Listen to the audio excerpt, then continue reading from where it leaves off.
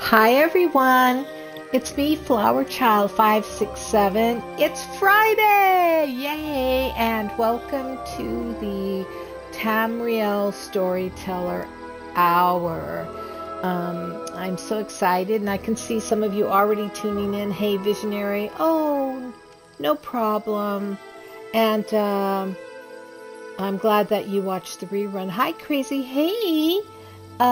Mystic Worm, thank you for tuning in. It's nice to have you here, and I hope you enjoy the stream, and we'll return again and again and again.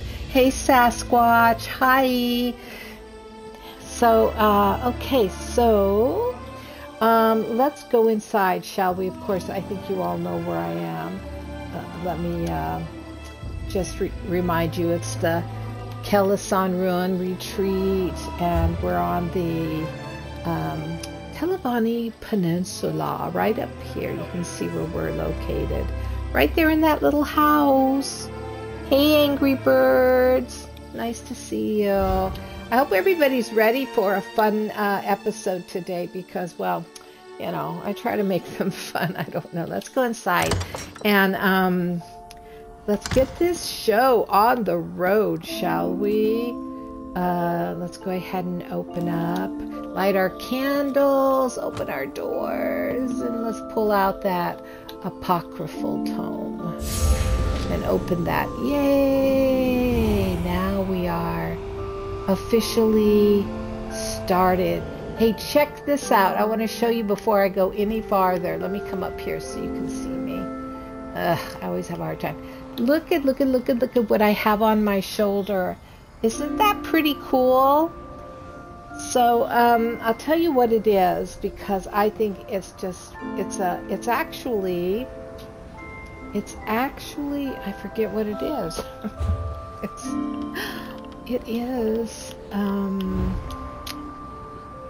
It's part of my Fanglair costume. I'm wearing Fanglair, by the way, if you don't know. But I'm wearing different shoulders today, and I've forgotten what the name of them are. It's like Silk Road or something like that, but it's part of, isn't that beautiful? So those are my shoulders. On one side there's nothing there, and on this side, of course,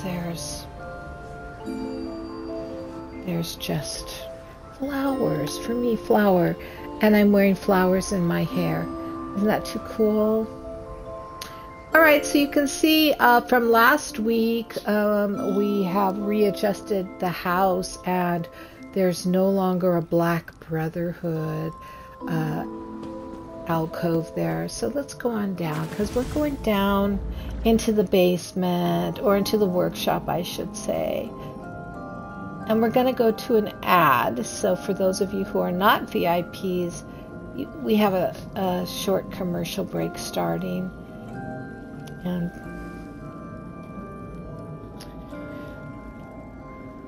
And we'll be back.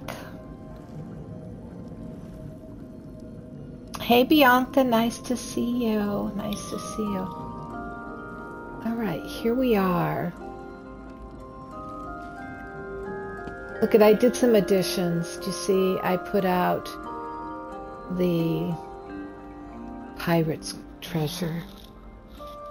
And I put out the calendar, the replica of the Zinche Kanu calendar. That was so much fun getting that. Okay. Now, let's go down, because we got our historian rumbling around down here. But we're going outside. We're going all the way outside to the terrace. I have a special little section set up for us. Here we go. We're going out here to the waterfall area. Hello, Mizik and Mike. I'm gonna sit right here. Look at this, how sweet this location is. Isn't that sweet? My garden. And hi, Supreme Goddess, good to see you. We're in an ad break right now, but my puppy, my little puppy Gracie, is kind of whiny today. She keeps looking up at me going, oh, but I know she doesn't have to go to potty, but I can't, and she doesn't want to, well, maybe she does want on my lap. Okay, come here, cutie pie. Come here, cutie pie.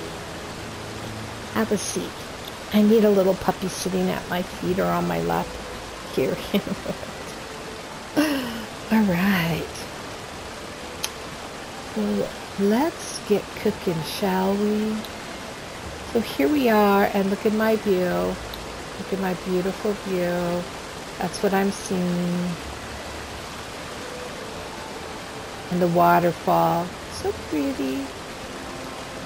All right, you guys. So first of all, let me show you. We're going to be dealing with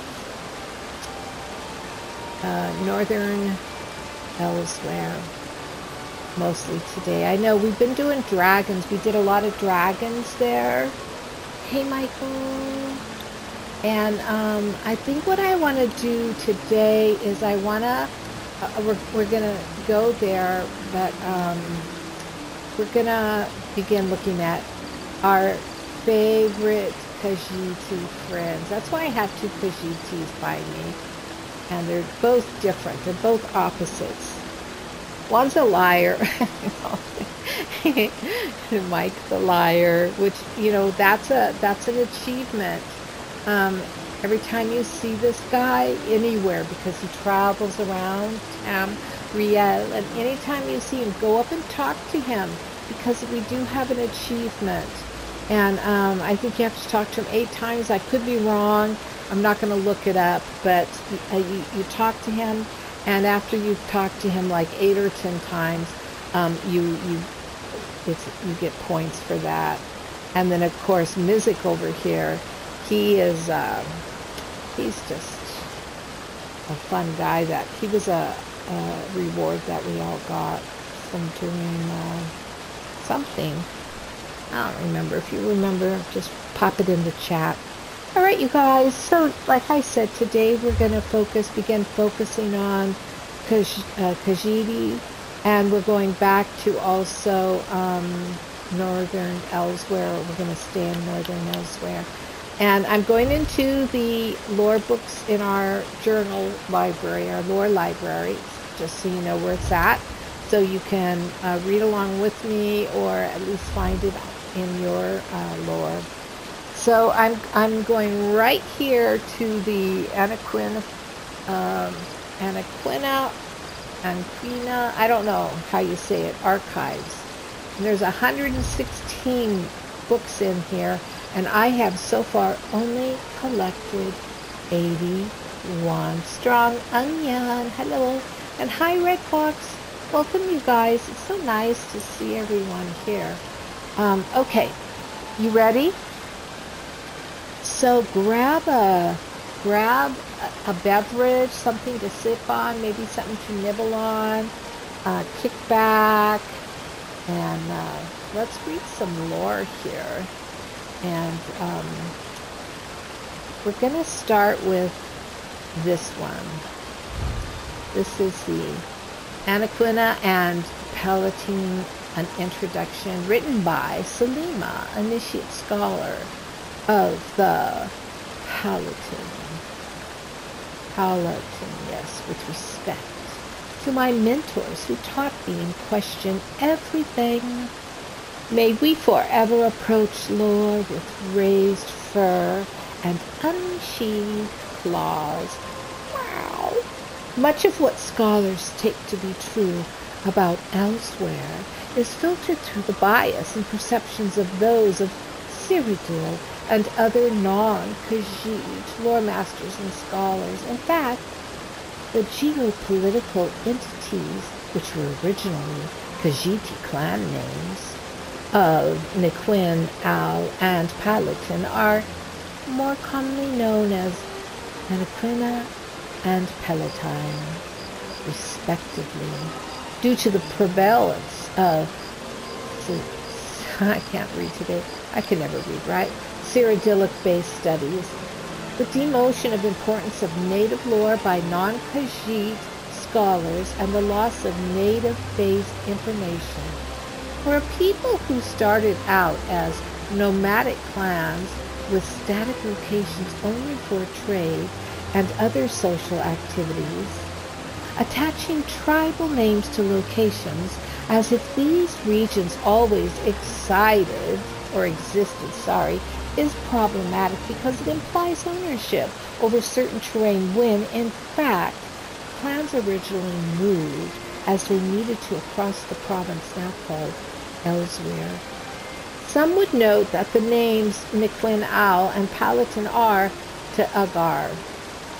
I don't know how you say that. How do you say that? Does anybody know how to say it? And while that is an acceptable observation, this one feels it is more accurate to use these names for the people and the Cyrodiilic names of Anequina and Pellitine for their respective regions.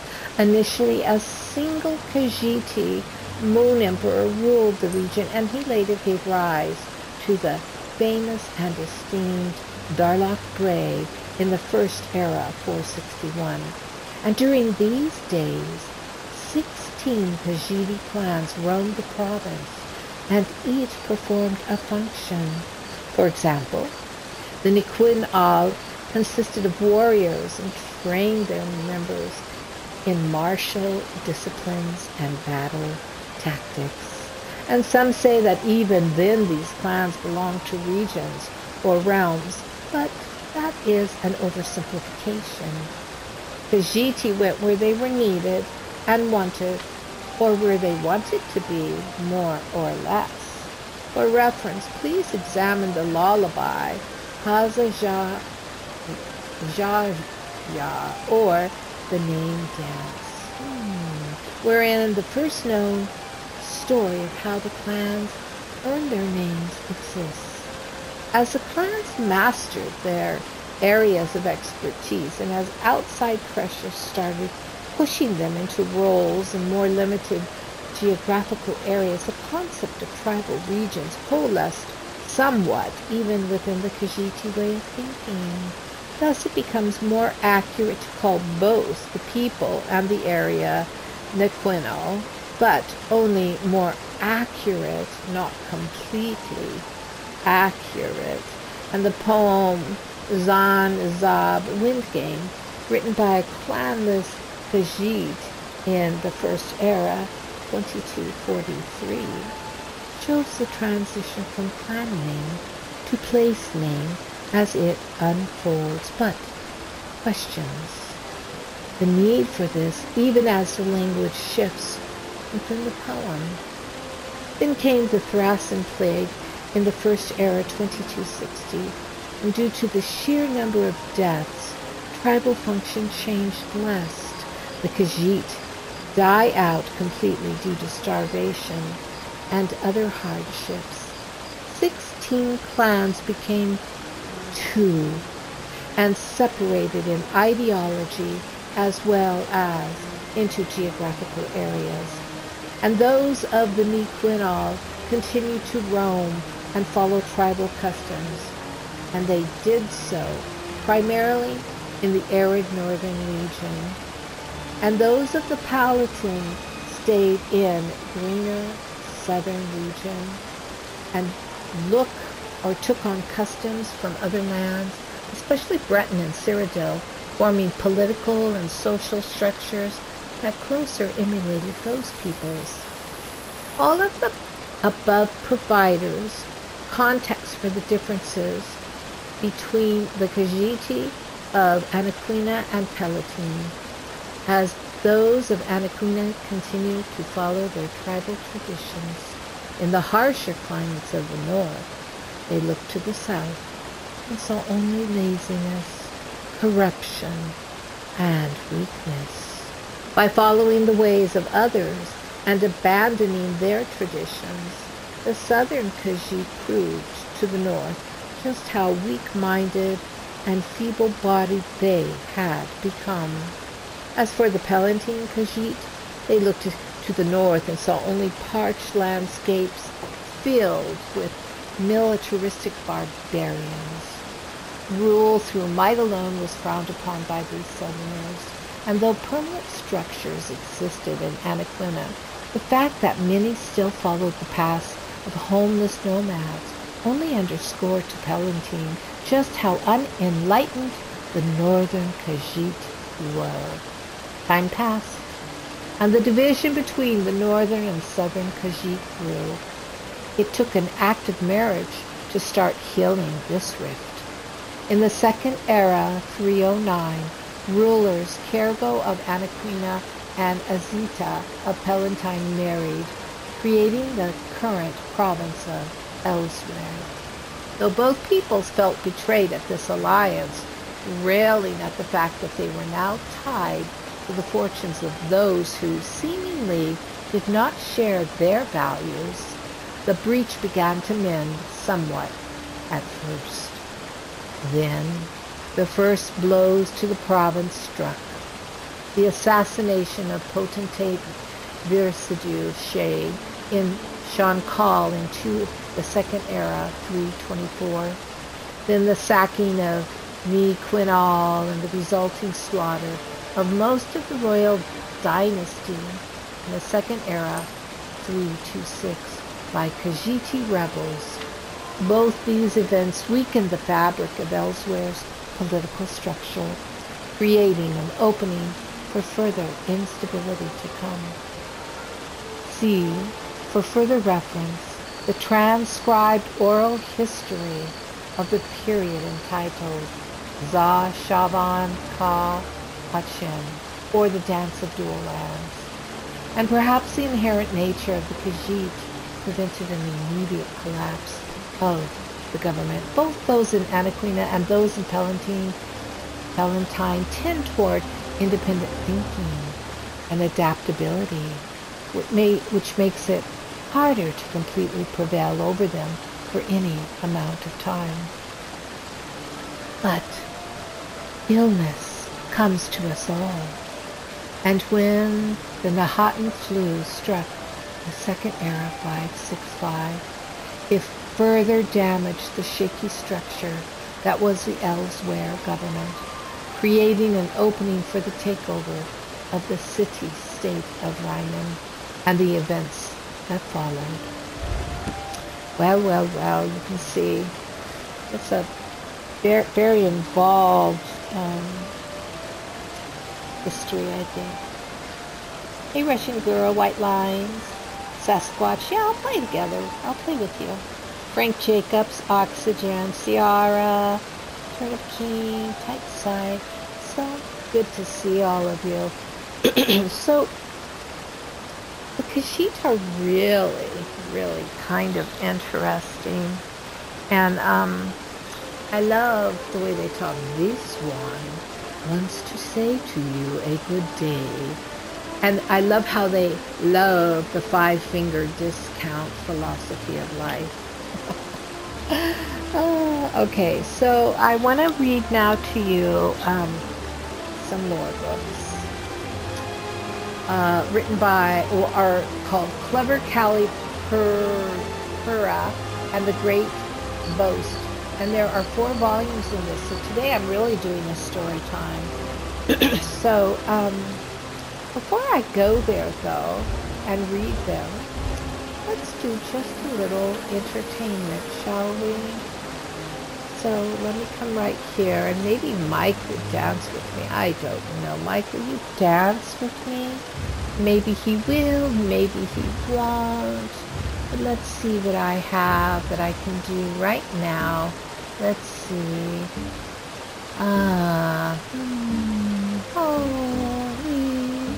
I am going to play the lute, or maybe I'll play the quantum. Just a moment.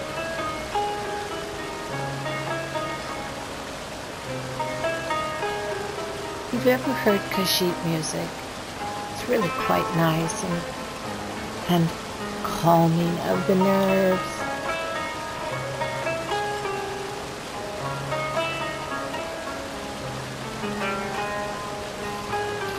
Close your eyes.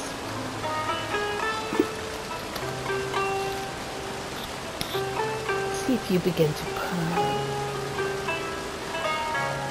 Purr.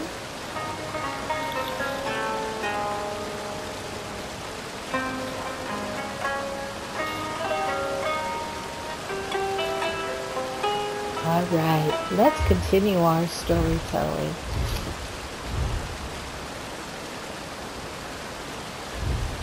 Here we go. Clever Kail, Perva, and the Great Boast, Volume 1, as retold by Malay Polak, Poet Laureate to Potentate Vir Sidu Shai. Once in the land of Akaviri, there was a clever woman named Kail Perva. She was known to spin words the way a spider spins its web, alluring and beautiful. But this clever tongue came with a boastful mouth. Living or dead, there are none in Akavir who can match my wit, Kail Perva proclaimed one day. Though her parents tried to silence her, Kail Perva would not take back her words. She repeated them once, twice, thrice, and on that third time her words were so sure and loud that they echoed all the way into the afterlife. There are none so clever as I. Though all of Kail Perva's ancestors were displeased with her words, one spirit in particular took great offense. It was the spirit of General Haro Banar, a man who had won many great victories with his cleverness. And the general had almost been modest about his accomplishments and was displeased that his descendants did not follow his example. Kail Perva claims to be more clever than all, living and dead, the general proclaimed. I shall travel to the world of the living and see if these boastful words hold any truth. And General Haro Banar was well honored by the living, and so his spirit was strong enough to leave the afterlife and venture into the mortal realm. He did so now, changing his ghostly appearance into that of a warrior dressed in golden armor. Swift as the wind, he traveled to Kail Perva's village and sought her out. The general found Kail Perva in the edge of the village, collecting herbs for her house. And for a moment he hesitated, for the general knew this descendant to be as dutiful as she was clever, and so he resolved to give her one last chance to renounce her boastful ways and live modestly. I seek Kail Perva, said General Haro Banar, making his presence known. Be you her? Kail Perva looked up and nodded, wiping the dirt from the palm of her hand. Yes, I am she. It is said that you claim to be more clever than any living or any dead. Be this true? Kail Perva stood to her full height and gave the general a confident smile. Yes, it is true. There is none so clever as I. That is quite the claim to make, replied the general, his voice growing cold. After all, how can you prove yourself against the dead? Kail Perva shrugged. Should any of the dead take offense from my words, let them prove themselves to me. After all, cannot spirits visit the land of the living? Very well, said the general with a solemn nod. For the next 3 nights you will be visited by the cleverest of your ancestors. Prove yourself to them, and your boast will become truth. Suddenly, Kail Perva was afraid. How could the stranger make such a claim? Who are you? She asked, her voice trembling. I am he who will meet you on the 3rd night, said General Haro Banar, his voice mighty, his gaze unflinching. I am he who will acknowledge you as cleverest of all should you prove yourself so, and I am he who will punish you should your boasts be but clever lies. And with that, he was gone. Volume 2. Perva found it very difficult to sleep that night. The warrior in gold had claimed that she would be visited by 3 of her cleverest ancestors. Should Perva fail to prove her wit to all 3 of them, she would be punished. But how would she be punished? Perva was clever enough to know that the warrior in gold who visited her was an ancestral spirit. As such, the spirit had the power to grant her both great fortune or misfortune, depending on his ruling. He could even drag Perva to the afterlife should he be truly angry. Ooh, would she be able to pass these 3 trials? Would she be killed if she failed? Such questions kept Perva awake late into the night, until at last she fell asleep.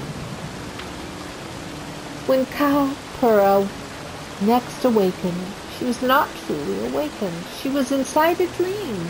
Of this she was sure, but her consciousness had never been so clear and aware in a dream as it was now. Truly, it felt like she had been transported into another realm. And what a strange realm it was. The land around her was covered in a thin layer of water, cold against her feet, and the sky above was an endless white. The only distinguishing feature was a twisted black tree jutting out from the water, and next to this tree was a lone woman dressed in red. Perva instantly knew this was the first spirit who would judge her. The woman in red smiled. She was young and beautiful with a noble bearing, and when she spoke, her voice was like the wind which foretells a great storm. "I have come to judge you," said the woman in red. "Though you have claimed to be more clever than I, as your ancestor, I bear right to test that cleverness. Do you accept my judgment?" Perva bowed deeply and said, "I do." "My task is simple then. You must walk to me, that is all." Perva worried her lip, for she doubted the task was as simple as the woman in red declared. Still, the only action she could take was to move forward.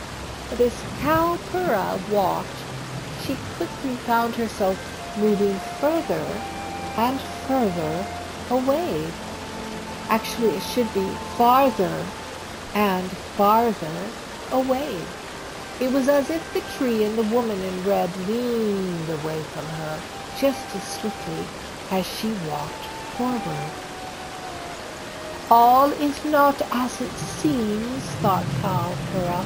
"There is a trick to this place that I have yet to see." So she looked behind her and saw but endless water. She looked above and saw but endless sky. But then she looked below and saw her own reflection, and this reflection, as impossible as it may have been, was facing away from the woman in red. Perva could almost laugh. What a simple trick!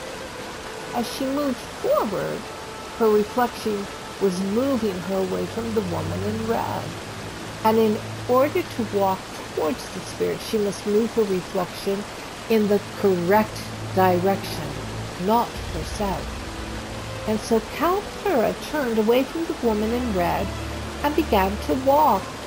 It was an odd sensation, as her steps seemed to pull the land ahead of her farther away. Very quickly, she heard a tinkling laugh near her ear. She turned around, now face to face with the mysterious spirit. The woman in red smiled and said, "Very good, Perva. You have solved my task, but tell me, do you realize the lesson learned? Kalpura bit her lip and shook her head, for she did not know. To go forward, sometimes you must go back, the woman in red gently explained. Let this lesson be your guiding words, for there are still 2 trials ahead. And with that, Kalpura awoke to the morning sun. It is an interesting story, Sasquatch, and it kind of reminds me, well, I'll tell you after. Volume 3. Kalpura basked in her victory like a lizard in the bright sun. Why had she worried? After all, there was none so clever as she, and why concern herself about a punishment that would never come to pass? There were just 2 more trials left, and if Kalpura succeeded in both, and she was confident that she would, her boast would become a proven truth. Perhaps her ancestors would even reward her for such a victory. Kalpura found it easy to fall asleep that night. Just as before, she entered into a dream. Again, the land around her was covered in a thin layer of water, cold against her feet. Again, the sky above was an endless white, but this time there was no black tree or woman in red. Instead, there was a black table with 2 black chairs. Seated at one of the chairs was an elderly man dressed in blue. Kalpura bowed to the ancestral spirit and politely said, Greetings, grandfather. Ah, Kalpura, you have come at last to meet this old man, the grandfather in blue greeted. Please have a seat so we may begin your trial. With only a moment's hesitation, Kalpura did as she was bid. She found no trickery in her steps this time, and easily found her way to the table, where she took a seat. Now, as for your trial, the grandfather continued, it is very simple. We will play a single game of the same, and your only goal is to stop my victory. Do you understand? Kalpura nodded, though her stomach clenched. She had played Khajiit many times. This was true. It was a game, no black tree or woman in red. But, it was a game which required great cunning to win. And Kalpura won it often. But could she prevail against this elderly spirit who had both wisdom and cunning on his side? With a swipe of his hand, the grandfather in blue summoned a Khajiit board, and the game pieces were bone white, contrasting against the dark browns of the board. He gestured towards Kalpura, inviting her to take the first move. And so, the game began. It was not an easy battle. Kalpura's hands shook as she moved her pieces across the board, and every time she went in for an attack, the grandpa in blue was there with an impassable defense, and when he struck her pieces, he struck mercilessly, quicker than Kalpura thought possible. She was on the verge of defeat. At last, Kalpura found herself one turn from losing. There was no way she could win, no way she could even escape defeat. This she was clever enough to see. But must she win? Suddenly Kalpura's eyes opened wide. The grandfather in blue said to stop his victory, and if this was truly a simple task, Did she truly need to win against him? Without another thought, Kalpura swiped her hand across the board. The Tesei pieces scattered into the water with soft plops, sinking farther and farther than should have been possible.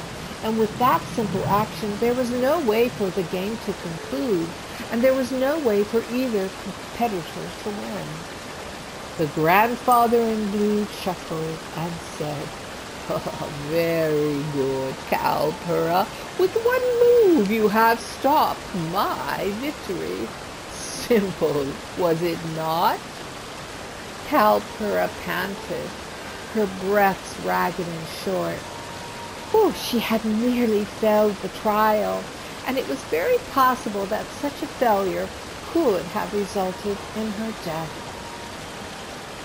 "And now a lesson for you," the grandfather in blue continued, nodding his head. "Seek what is true, not what is obvious. Let this lesson be your guiding words, for there is still one trial ahead." And with that, Kalpura awoke to the morning sun. And now to Volume 4 we go. Kalpura despaired all day. She had come so close to losing her second trial, and now she was to face a third. I told you the last trial would result in a grave punishment, perhaps even her death. She thought of all of her options. Was there a priest who could protect her? Was there a priest who could protect her from the spirits? A potion that would let her stay awake forever? But the more she thought, the less realistic each idea became. So afraid was Kalpura, she did not fall asleep until well into the night. She awoke into a dream once more. Again, she was greeted by a land of endless water and a sky of endless white. But this time the warrior in gold stood before her in all his glory. In his hands was a mighty black sword, so large that Kalpura could never hope to lift it. "You have passed 2 trials," said the warrior in gold. His voice was proud and strong as his bearing. "But you have yet to pass mine. Do you accept my judgment, descendant?" Kalpura nodded quickly just once. She knew it would be useless to object. "You have proven to be clever twice through your actions," continued the warrior in gold, as he slung his mighty sword across his shoulders. "But how clever are your words? This will be your last trial, Kalpura. Convince me that you are more clever than all living and all dead." For the first time in her life, Kalpura did not know what to say. What words could she weave to convince this spirit of such cleverness? "To go forward, sometimes you must look back," the woman in red had told her. "Seek what is true, not what is obvious," the grandfather in blue had said. Kalpura closed her eyes and thought. She had overcome 2 trials to prove herself more clever than any other. But was that truly the purpose of her hardships?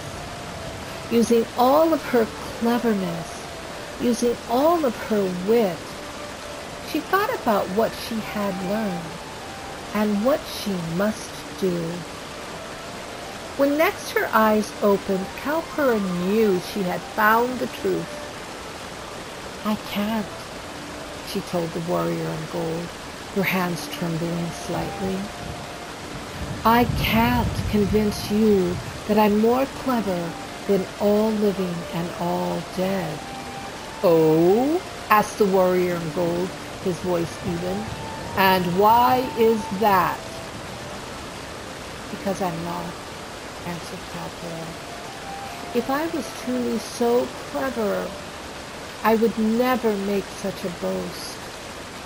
There are many I have never met, and many I will never meet. And to condemn them to be less clever than I is foolishness.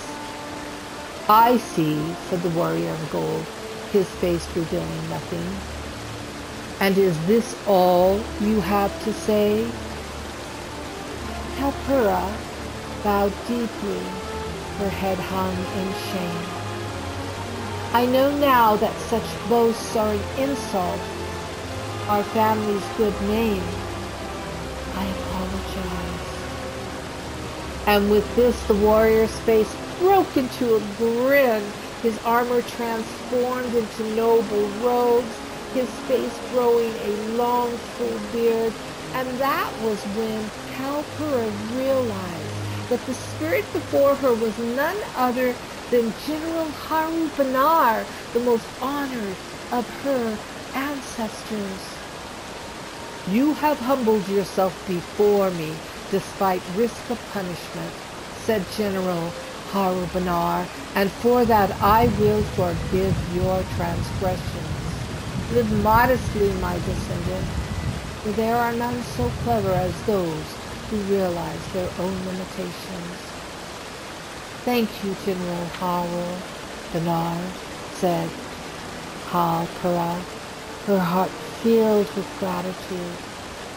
That is a lesson I shall never forget. And so Perva finally awoke to the wisdom of her ancestors, and all was well. Oh yeah, we like that, huh? So in celebration of her success, we're going to read Dancing Among the Flowers. Fun. The Khajiit dancing song, if you didn't know that by now. Okay, so phrasing style 1 is slightly staccato. Dancing among the flowers fine, singing the song that calls to him, moonlight serenade at my whim, dancing among the flowers fine, sleeping within the dreaming deep, chasing the butterflies he sends, hoping that summer never ends, sleeping within the dreaming deep. Phrasing style 2, each line is legato. Vistas unfold before me now, sharing their secrets joyfully. They're bright in you, yet darkly dark. They warm me with softly glowing fire. Phrasing style 1. Moving within the worlds between, following all the gemstone boards. Gemstone burns, yearning to hear his whispered words, moving within the worlds between. Oh my goodness, this has really made me want to dance. I'm gonna have to dance, and I'm gonna have to dance among the flowers. So here we go. Let me see. Wait, I've got to go back one. Dancing. Where is it? Let's go back. There we go. Now let's dance like a Khajiit. Dancing among the glowing flowers. I'm just gonna make up some words. Yes, indeed, we're having a celebration as a Khajiit, or in honor of the Khajiit today. Come on, get up and dance. Get out of your chairs where you're sitting if you can, and do a little dance, a little move, and feel the joy of life of the Khajiit flowing through your blood. Oh, it feels so good. Yes. Yes, yes, yes. Yes, yes, yes, yes, yes. I know I'm being silly. I'm having fun with you. And I'm laughing and I'm among the flowers and having a joyful time. And Mike the liar looks on and smiles and gives me some sweet blessing. And it's all good. While behind me, we've got someone preparing for the next story that I'm going to be telling you in just a minute. Enjoy the movement. Move your arms if you don't get up and dance. Move them over your head like a Khajiit, swirling and twirling and down. Yes, you see, feel it. Feel the rhythm up over your head and down and from side to side and down. Yes. You feel it? I feel it. We're doing our workout today. You've been thinking about me, Canadian dancer. You're so cute. You're so cute. High elves win. High elves win. Oh, I don't know. Not this month. Because I'll finish doing some Khajiit. I'm going to do some love next Friday because it's all about, you know, hey, Valentine's. So we're in the flavor of love, love, love. And then I'll finish with the Khajiit after that. Well, okay, you guys, so I think it's time to stop, so I'll go ahead and have a seat as we continue reading. Let's open back up our lore book, and what I'm going to read to you now is called A Guide to Northern Elsweyr, okay? A Guide to Northern Elsweyr. Okay, so this was written by Imfrazio Malleus, so that sounds to me, I don't know. Of all the far-flung provinces of this great empire, none may be quite as welcoming as Elsweyr. Don't let your beastly countenance fool you. The Khajiit are by and large a friendly and gracious people, eager to host visitors and entice travelers with all manner of goods and services. If you wish to vacation in a land of carefree ease, gentle breezes, and plentiful warmth, look no further. Should you travel there from Cyrodiil, you'll enter the venerable province of Anequina, one of the two major regions that make up the province of Elsweyr, and find the pastoral town of Rivenhold waiting to welcome you. And this bustling border town is a frequent stop for caravanners and travelers passing between Elsweyr and the greater empire. The spacious town square acts as an open-air market where a wide array of goods are peddled right off the wagon by their enterprising owners, and the offerings vary by the hour as traders depart on their journeys or arrive from them. There's plenty to do other than haggle, of course. The banished Regret's Inn frequently offers a selection of imported libations to ease a parched throat, and the quiet atmosphere of the Temple of the Moon's blessing is sure to give you a moment's peace. There is also a burgeoning house of histories, which promises to exhibit the long and storied history of the Khajiit upon its completion. And once you're refreshed and ready to resume your travels, a short caravan ride east of Rivenhold will lead you to the capital of Anequina, Rimmon. On the road to Rimmon, you'll begin to see that the land of Elsweyr is as diverse as the Khajiit themselves. The closer you draw to the flourishing city, the more apparent it becomes that there the arid savanna has been tamed, and the dry grassland has given way to lush greenery and flooded stoops of cane paddies. And within Rimmon's high walls you will see that the misconception that Khajiit have an aversion to water is greatly exaggerated. Here trees and tropical plants thrive along artificial canals that weave throughout the city, supplied by a great aqueduct that spans the entire kingdom. older than the city itself. It's a wonder constructed in an era long behind us, and lounging along the waterways is a favorite pastime for residents and visitors alike. Rimmond's year-round warmth and largely clear skies make it a popular destination for vacationers from all around the empire. Spend one day here and you'll find that Khajiit hospitality is second to none. And if you're feeling adventurous and up for a considerable hike, you can while away your time following the Anequina aqueduct through the countryside. And while you're lounging or touring the wonders of Anequina, you simply cannot miss the scar, quite literally, an expansive canyon carved straight through the middle of the region. And the sight of it from above or below is breathtaking in its magnitude, and one you won't want to miss. Though you may find the sight of a vast water source that's just out of reach, too much to bear in the arid scrublands that lie to the west.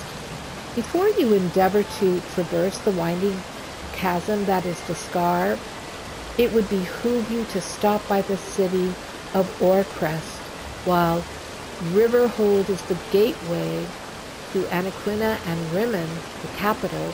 Orcrest is the center of commerce, and this ancient walled city rests along the cliffs of the scar, outstretching its welcoming arms, its great bridges to bring the disparate regions of Anequina together. Traders from all over the kingdom and beyond come here to peddle their goods to their counterparts from neighboring Pellitine, Valenwood, and Cyrodiil. And few things cannot be found for sale here.